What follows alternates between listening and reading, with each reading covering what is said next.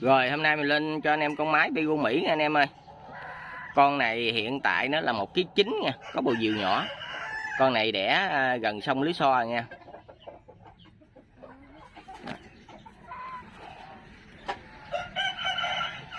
Con này giá 1,2 bao ship các tỉnh cho anh em. Anh em nào thấy hộp nhãn thì alo cho mình. Peru gà Mỹ mà có máu Bigu nha.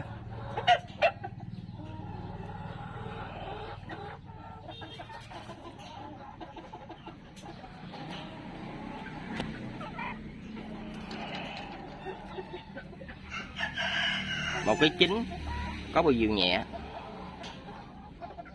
đẻ gần sông Lý So.